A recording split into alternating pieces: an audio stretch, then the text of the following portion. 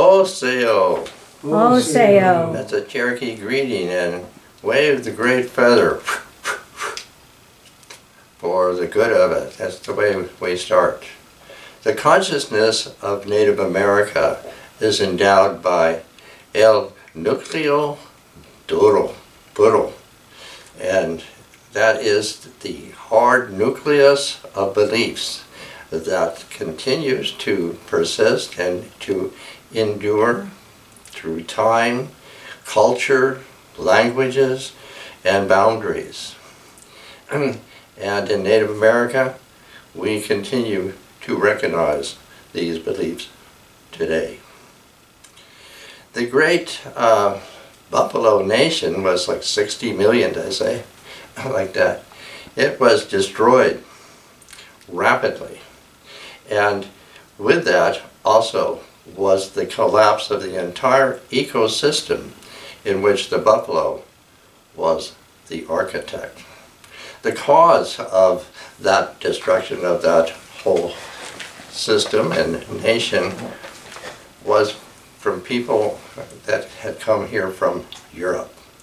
In the Cherokee education that I've been given, those people from Europe are referred to as guests of the land.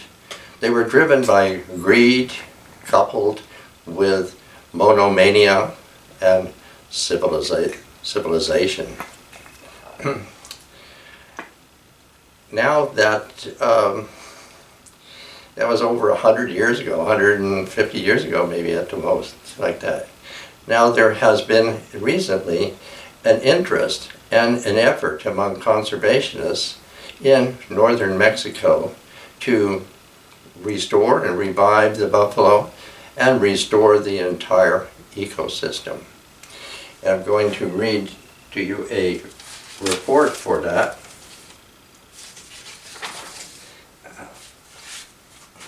Parts of it. Things are looking up for the American bison. Bison is more or less the scientific word. In the north of Mexico, where a second herd of the buffalo, or known as the buffalo, has been reintroduced, this is in Mexico, into Coahuila. It's been almost 100 years since the American buffalo were seen on the plains of Coahuila. In 2020, the National Commission for the Protection Areas, National Protection Areas, achieved the establishment of a second herd of buffalo. Tens of millions of buffalo once roamed Mexico, Turtle Island, and Canada. By 1880, there were only 1,000 of these buffaloes wild in Mexico. And then just over a decade ago, efforts began to reintroduce the buffalo here in northern Mexico. In 2009, a herd of 23 of the buffalo were from Wind Cave in South Dakota were released into the Llanos Reserve in Chihuahua, Mexico. And then in 2020, in conjunction with the environmental authorities, another herd of 19 buffalo from the Llanos Reserve were introduced into the El Carmen Nature Reserve, also in Coahuila. The establishment of herds in Mexico contributes significantly to the recovery of the buffalo on a continental scale. So, after 100 years, the American buffalo have returned to the Coahuila plains of the El Carmen Natural Reserve. The El Carmen Nature Reserve is a vast conservation area that spans the Mexico-U.S. border, covering 130,000 hectares. This reserve is one of the largest wildlife areas in the world, dedicated to the recovery of native fauna and the reintroduction of the buffalo. So this report's all about a collaboration with these conservationist groups that are in Mexico. There are several of them that are named here. And it ends with, this initiative is about bringing back a species and restoring the entire ecosystem. And it symbolizes nature's resilience and capacity for a positive impact. So that gives us a very good start here. Now that was a report of the conservationists. There was also a video on the internet that I saw. I've seen it twice now. It's wonderful. I'll give you the title. It's very clear. It's only about 15 minutes long. The narration is very good with an upbeat tone and very concisely brings this whole thing together.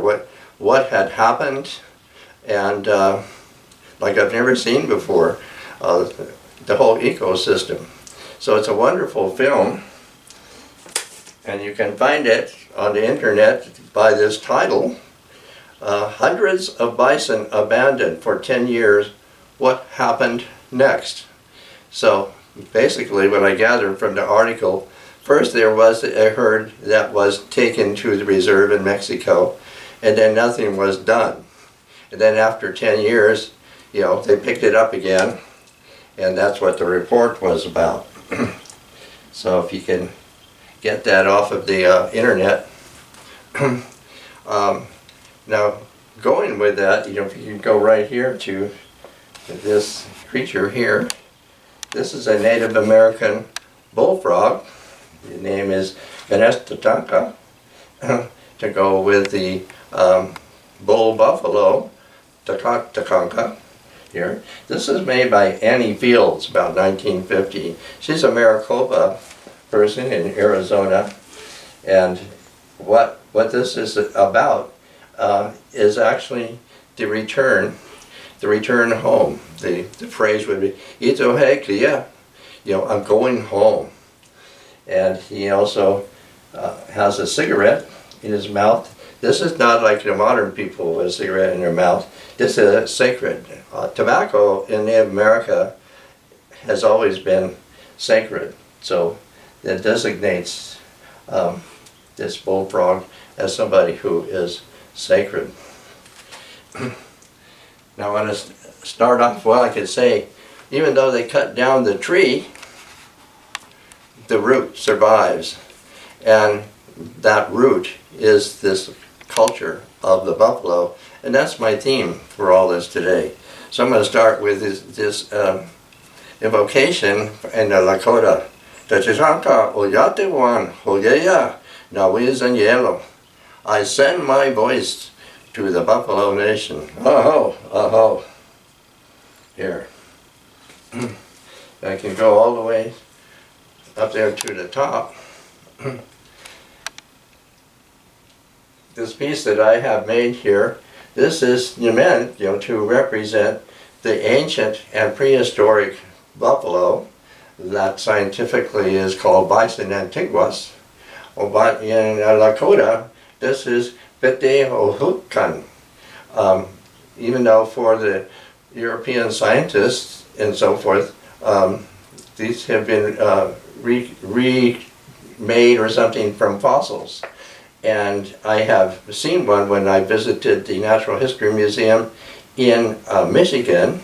They had a full-size replica of this ancient animal, the Betehotkan. And so I got to see it there. But it also does in fact have the velocity of continuing to be remembered in Native America. Now, from this is from her mouth, you see this red here. And that here is a buffalo calf.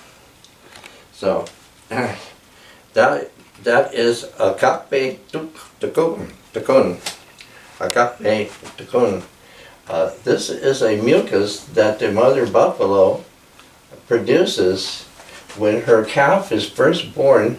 She covers the calf with this protection of this red mucus. And that's what I have there in that way.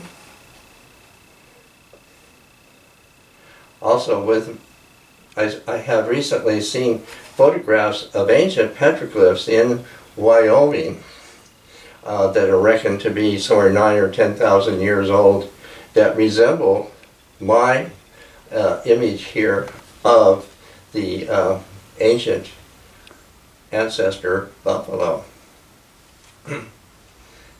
If we can go right down here to this piece here, this is a shield made by a woman. She has signed her name on the back. It's Lydia Legrela, April 1998, she has written here. In the Lakota, at least the one that I know of, there is the Women's Society. Okolakchie is the Women's Society for the continuance of the buffalo. And from what I've learned, young women are somehow they're initiated into this society that still continues with the culture for the buffalo. And the things in this one is this woman has put these jingles on. So I would guess Lydia was also a jingle dancer. The name for the jingle dancer means something like shaking dewdrops from the morning sun. And actually you would see them on the dresses, they're very shiny. These have gotten dull. All of this is to somehow acknowledge white buffalo calf woman. She is the main deity for the people. So here we have this, the white fur up here, and then this like white fringe. There's a name for this. The dress that white buffalo woman wore, this here, like that. And these are eagle feather down that would signify here. The down is close to the heart. And she does have these long strands of hair, which are very neatly fastened. I think in this contest, it could refer to, say, this is the hair of an extraordinary woman. So that is the shield. In Nevada, in Vivian's classroom, we had several Native Americans, and we did a project of making shields. And the children loved it, really had a lot of benefit to it. Down below that, here's another shield. She didn't sign it, but you can see it's meant to be the hoof prints of the buffalo. And to make this, I have to reckon, she made somehow a little stamp like that, and she colored the stamp and pressed these onto this is rawhide, pressed these onto the rawhide. And I would guess that the brown cloth means the brown of the buffalo. And so speaking of shields, I have 3 of these here. These are called shield covers. And the full name for that in the Lakota is Wahachankabe Wakape, meaning the shield cover. And they're an art form of their own. And I've made several of them. So you can look at this one. For this one, I will illustrate, the Good Red Road, Champaluta. Then I have another one. Some of these people maybe have had a dream or a vision often, and that's what they are making this for. And this one over here, to me, is really quite different because I believe it's very neatly designed and depicting what would be the hoof of the buffalo. In the film I was mentioning, there is a very neat picture exactly of the buffalo having his hoof down on the ground. And that means that the buffalo in their interaction with the earth aerated, and that's what enabled the prairie dogs to be able to dig in there and everything. So the hoof in this way is very, very significant here. Let's see. If I can look at this here. This is a plaque, very beautiful. It's from Canada. And in the 60s, I was actually told when I was in my Cherokee tutor, that a small herd of buffalo had been discovered somewhere up in Canada, I don't remember where, and that they were believed to be, genetically pure. And I don't know what became of them, but because of this plaque from Canada, the Canadians may have continued to protect them and their genetic purity. So that's a very good sign to have here. The figure alongside of it is the figure of a man ritually holding up the skull of a buffalo. This is called Yawan call, to lift up the head. Some of the buffalo skulls, the old ones, are massive. They're really, really huge. And you really, really have to be very strong to be able to raise it up over your head that way. But this is a ritual of lifting up the head. And then we can come over here and we can look at this. This is a wonderful photo portrait of the buffalo. He seems to be in the winter because it looks like ice coming off of his beard. And here I have underlined it with buffalo hair, and that's petihin. Petihin here.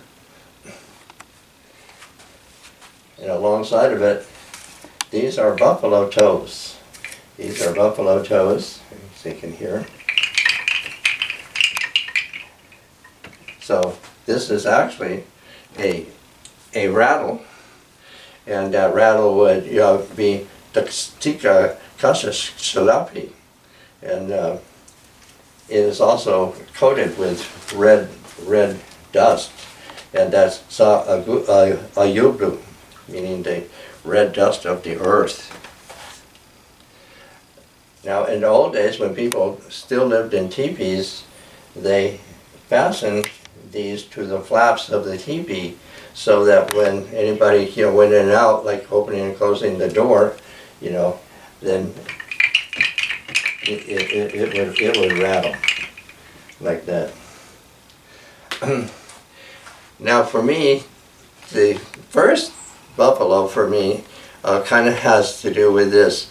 What I'm trying to refer to in being educated in Cherokee, there was a part of that, I'm calling that Vispa Adiyoho, means a circuit journey, going around in different directions and seeing what I would find there, what I would learn there. So at first I can say, going to the east there was a lake, and out of that lake emerged a great horned serpent. And I learned the name of that. It was Oktena. And then going to the south, everything was Coyote. Coyote is all about the south, or the south is about Coyote. And then I went to the west. And the west, really, I went to Golden Gate Park in San Francisco. Yusfa is the name for the west. And there, I didn't know before, they have a herd of buffalo at that time, like that. And one of those buffalo was a very lightweight fence, almost not there. And that buffalo really came over to me. And this really was a meeting with the buffalo that continues to be indelible and really does say something. Other individual buffalo I have also met since that time have the same quality of individuality. So it suggests to me that each one of these individual buffalo is the one of the 60 million who were there. Like that. So that's very, very significant. And I think I was able to take some fur, hair or something off of the fence, as evidence of my having been there to the place where the sun goes down. In the north, I'm not sure. I'm not sure what I found out from the north. All I think of is there was a lot of birds, so maybe it was the bird clan. So anyway, that was the idea of how that I met the first buffalo and what I learned from that first buffalo. And let's see, I think I'll go over here. Yeah. So here, I have a buffalo. Actually, around his neck, there's a little bracelet that Vivian made of the buffalo hair, like that. And also, this is buffalo hair. It's a pitehin, and this would be that part of the buffalo, like I would call it, his mane here. And Vivian sent me this from Nevada here. And here where I have the buffalo, he's drinking out of this bowl, this carved wooden bowl. So I have a piece for this. So here you can look here for my illustration. This is my illustration of that red bowl. And I'm going to say what it's about. The sacred water hole on the prairie in which lies the spiritual unity of the buffalo never dies. It is the symbol of our continuity. From it comes true qualities, and to it they return after they have been lived by the calves of Mother Buffalo. The water hole is called a mini espana. The bowl itself is John Wakli Jaluta. And so that's actually, this would be like put on an altar like I have it. This is an altar piece, hand carved, maybe cherry wood, because it's red, like that. And then if you can see, we have a buffalo right below that. And then you can go all the way down, since you're over that way. You see that beautiful photograph, and that is photo by Vivian Olds. And where this is way up in Northern California, is Cedarville. And in the region of Cedarville, there is a buffalo herd there. And she has done many photographs. And this is one that's very easy to see. It stands out. Okay, so then now let's go up here. Here it is a buffalo horn, and pateha, that's what it's called. The horns are quite varied, and who knows, you go back thousands of years, but they range in color from blackish to whitish, like that, and they range from being very curved to not very curved to even being crooked. So there are a variety of horns, and I have this one here to illustrate that. If you can go just right down here to this one below, this is also a photo sent to me by Vivian in Nevada. It's very poignant, and it's not a Curtis photo. I don't know who took it, I have no information on it, but so well shows us, our feeling and relation with the buffalo and all that buffalo and the spirit transmits to us. And alongside of it, here, this is a buffalo tail. This, like that. And it's used, to make benedictions, to make things sacred. You can dip it in water like an aspergill, and sprinkle. But that's what it is.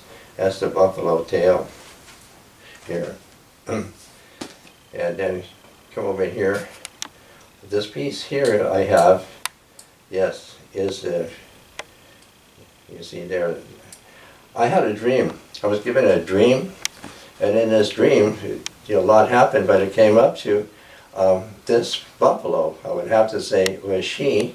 There were other buffalo, like in the meadow, and this one stood out. She wasn't exactly white, and certainly not brown. She was kind of almost a golden blonde color, and she very friendly-wise came right up to me, and said she turned her head in a way to show me the horn on the left side of her, like that, had in the horn ammonite. And the very next day I was in the Ambet thrift store and I found this candlestick with the ammonite, just like it had been on her horn. Now the name Ammonite, interestingly, whoever thought of it, is named after the state deity of ancient Egypt, Ammon, which means hidden. So whether the dream is showing me something is hidden in the buffalo sacredness, or that it's very ancient, like 300 million years old or something, and all of that. Here. We go all the way over here. This is my painting, and this is the buffalo who never dies. I painted this, just on a straight board, straight on, without any reworking at all. And so to me, it's like an apparition. That buffalo appeared there that way. And I call it the buffalo who never dies. Along each side of it, this is braided sweetgrass here. Now it used to be, not long ago, the sweetgrass was easy to come by. In fact, so much of it I could actually fill my buffalo skull with sweetgrass. Now, for some reason, it's become, and it was very inexpensive. Now it's become hard to find and very expensive, and said now it only comes from Canada. But it goes with the buffalo, or the culture of the buffalo, as I think called the cradle of the buffalo. Now alongside of this, if you can make that, this is a hoop that I've made out of willow that has a feather in it. Hoops are ubiquitous in Native America. There are hoops of all kinds, little bitty ones to very, very, very big ones. They have many, many colors. They're made of different things. Ubiquitous, through and through, like that. And concerning us here, this would be, a hoop in Lakota would be called a Chunglageshka. And the introduction of this, in this case, is a supernatural medicine man. He could be called, something like holy man, or something that means, somebody with supernatural or spiritual power. And that he introduces the hoop transformation rite in the Navajo culture. And he restores, however it had been, the buffalo who never dies, restored his divinity to him, was basically what the reference is in the chantways. And also, the hoop, in reference to the buffalo, is used as a conveyance. Now, these hoops for the conveyance are not rolled. They have to be laid on their side. And the buffalo spirit, I would say, gets on it and then rides the hoop as a conveyance. So that's, what all of that is really saying there of that. And while we're still looking there, I would like to say this piece, that Elohi in Cherokee, means the earth. That was the first word in Cherokee I actually learned. Elohi is the principle which sustains the individuality of each being, and it's embodied in the buffalo. Thus, the buffalo is the specific ground of individuality, whereas Mother Earth herself is the common ground of all existence. The buffalo is the ground of our apprehension of here, this place, of how I know who I am here. So now I can say that the buffalo is the principle of sustenance, and that the buffalo is the body of our mutuality. So, one more thing, you can come back to me here. There is so much to this subject that over a long time I have cultured, and in this one setting have brought together what I can to share and convey to you, that we do have a culture in the buffalo. It still is a communicating spirit or being there. In Nevada, where I was also an artist in residence, and many of these things I could introduce to the students. It was 3rd, 4th, and 5th grade. I like that. Some of the people are from the reservation up there, called Coyote Reservation. Occasionally we did have Cherokees also in the class. But this one piece is going to be my buffalo song. In Cherokee, the buffalo is Yanasa, Yansa. I like that. And so that all the students would learn to do this, what I'm doing now. Here we go. Yo ho, hey hey, ho ho ho, Yanasa, hey hey, oh ho, hey hey, ho ho ho, Yanasa, hey hey, oh ho, hey hey, ho ho ho, Yanasa, hey hey, ho ho ho. Thank you.